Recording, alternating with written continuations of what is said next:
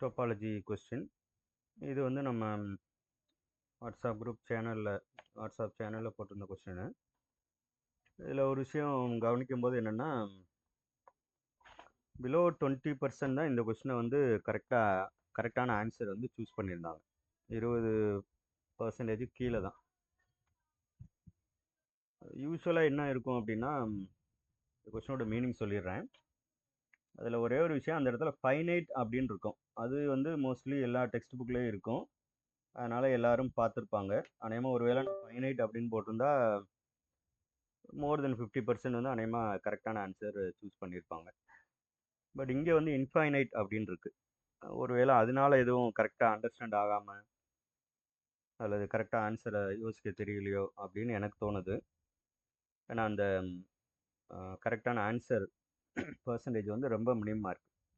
இப்போ இதை நம்ம அஸ் அன் ஆஸ்பிரண்ட் நீங்கள் இதை எப்படி பார்க்கணும் அப்படின்னு பார்த்தீங்கன்னா, கொஞ்சம் உங்களுக்கு நாலேஜ் இருந்தாலே போதும்.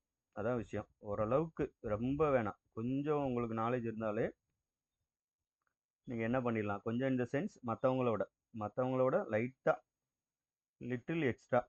நான் அடிக்கடி சொல்கிறது தான், நீங்கள் எக்ஸ்ட்ரா ஆர்டினரி மேன் அல்லது எக்ஸ்ட்ரா ஆர்டினரி உமன் அப்படின்னு ஆகணும் அப்படின்னா, ஆர்டினரி அந்த வார்த்தைக்கு முன்னாடி எக்ஸ்ட்ரா அப்படின்னு ஒரு வார்த்தை போட்டிங்க அப்படின்னா எக்ஸ்ட்ரா ஆர்டினரியாக மாறிடுவீங்க. அப்போ மற்றவங்களோட லிட்டில் எக்ஸ்ட்ரா ஒர்க் பண்ணால் போதும். அவங்களோட 100% எக்ஸ்ட்ரா ஒர்க் பண்ணணும் அப்படின்னு அவசியம் இல்லை. ஸோ அதுதான் இந்த கொஸ்டினை பார்த்து அந்த ஆன்சர் பண்ண பார்க்கும்போது எனக்கு ஞாபகம் வந்தது. சரி, இப்போ இந்த கொஸ்டினை நம்ம பார்க்கலாம். இதில் என்ன கொடுத்துருக்காங்கன்னா, எக்ஸுங்கிறது எப்பயும் போல் ஒரு நான் எம்டி செட்டு. இந்த டவ் அப்படிங்கிறது கலெக்ஷன்.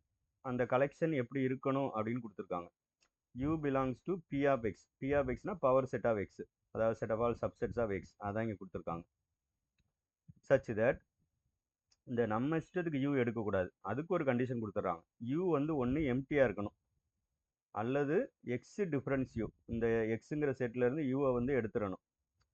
Set difference. இந்த ஆன்சர் என்னவா இருக்குன்னா இன்ஃபினிட்டாக இருக்கணும். அப்போ இந்த டவுங்கிறதே நம்ம எப்படி கலெக்ட் பண்ணணும்னா, ஒரு யூ எடுக்கணும், அது எம்டி செட்டாக. இப்போ எக்ஸாம்பிளுக்கு இதுதான் டவ் அப்படின்னு வச்சுக்கிடுவோம். டவுங்கிற கலெக்ஷன் அப்படின்னு வச்சுக்கிட்டோன்னா, இந்த யூ எம்டியாக இருக்கா, இதுக்குள்ளே தூக்கி போட்டுடலாம். அப்போ எம்டி செட் இருக்கும். அடுத்து என்ன பண்ணணும்னா, யூவை டிசைட் பண்ணுற கண்டிஷன் இதுதான். எக்ஸ் டிஃப்ரென்ஸ் யூ இன்ஃபைனைட்டாக இருந்தால் இதுக்குள்ளே போடணும், இன்ஃபைனைட்டாக இல்லைன்னா இதுக்குள்ளே போடக்கூடாது. இதுதான் இதோட meaning. Then the correct option is tau is always a topology on X. இதுக்கு அப்படியே ஆப்போசிட்டாக இருக்குது option B, never a topology on X. அதுக்கப்புறம் ஒன்லி டோபாலஜி ஒன்லி ஒன். இந்த எக்ஸ் வந்து இன்ஃபைனைட்டாக இருக்கும்போது மட்டும் இது டோபாலஜியாக இருக்கும், ஆப்ஷன் சியில். அடுத்து பார்த்தீங்கன்னா, எக்ஸ் வந்து ஃபைனைட்டாக இருக்கும்போது, இந்த ஒன்லின்னு வரும்போது கேர்ஃபுல்லாக இருக்கணும், அப்போ மட்டும்தான் அப்படின்னு அர்த்தம். சரி, இப்போ நான் ஆப்ஷன் ஏக்கே வரேன்னு வச்சுக்கிடுவோமே. ஒருவேளை வந்து நம்மக்கிட்ட என்ன பிரச்சனைனா, நம்ம ஜென்ரலாக ப்ரூவ் பண்ணுறதுக்கே யோசிப்போம். நீங்கள் ஜென்ரலாக ப்ரூவ் பண்ணால் வேணாம், அப்படி யோசிச்சா தான் நம்ம கஷ்டமாக தோணும். இப்போ ஆப்ஷன் ஏ இருக்குது. சப்போஸ் இது ட்ரூன்னு அசியூம் பண்ணிக்கிறோம்.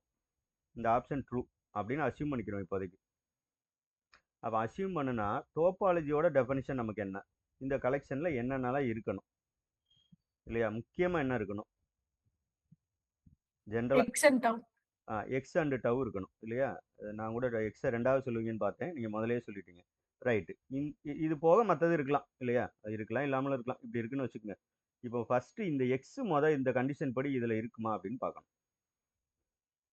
ஃபஸ்ட்டு என்ட்ரி எலமெண்ட் எக்ஸேவும் டோபாலஜி இருக்கணும்னா, சரியா? எக்ஸுங்கிறது எனி நான் எம்டி செட். அது ஃபைனைட்டாக இருக்கலாம், இன்ஃபைனைட்டாக இருக்கலாம், எப்படி வேணாலும் எடுத்துக்கோங்க.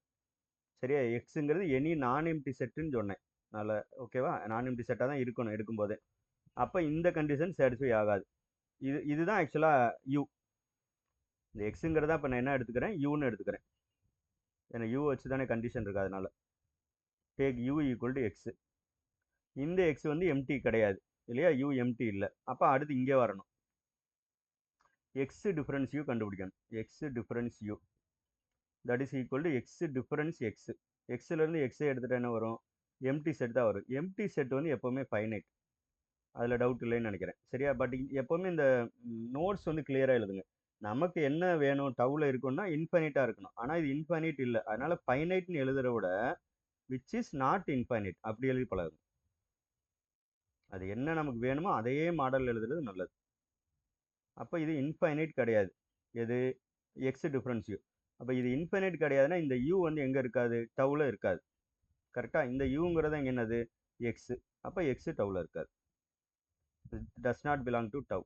சரியா? இப்போ நம்ம இப்போ அசியூம் பண்ணியிருந்தோம் பார்த்தீங்களா, இது கரெக்ட் இல்லை. இப்போ நான் எந்த கண்டிஷனுமே கொடுக்கல, எக்ஸுங்கிறது எனி செட்டுன்னு தான் எடுத்தேன். எக்ஸ் ஃபைனைட்டாக இருந்தால் டோபாலஜியாக இருக்கும், இன்ஃபைனைட்டாக இருந்தால் டோபாலஜியாக இருக்கும், எதுவுமே வரல.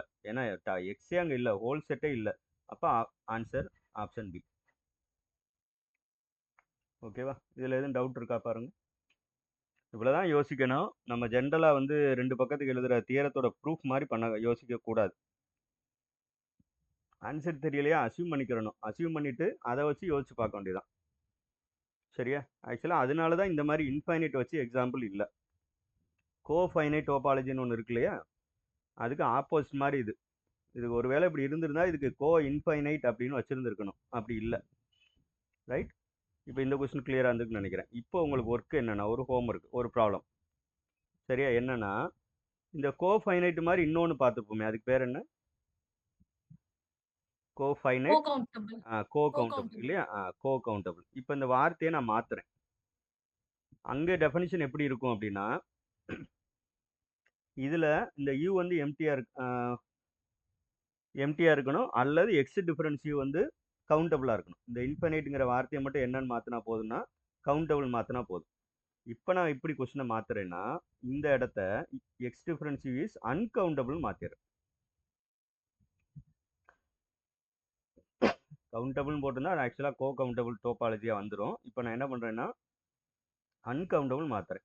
இதை நீங்கள் என்ன பண்ணுங்க, இதே ஆப்ஷன் எடுத்துங்க, ஏபிசிடி இதே ஆப்ஷன் எடுத்துக்கிட்டு இந்த அன்கவுண்டபிள் டெஃபினிஷன் கொடுத்துருக்கேன் இல்லையா, எக்ஸ் டிஃபரன்ஸ் இஸ் அன்கவுண்டபிள், இது வந்து டோபாலஜியா இல்லையா அப்படின்னு செக் பண்ணுங்க. ஓகே, இப்படிதான் நம்ம யோசிக்கணும். டக்குன்னு ஒரு இதை மாற்றினா என்ன ஆகும் அப்படின்னு பார்க்கணும்.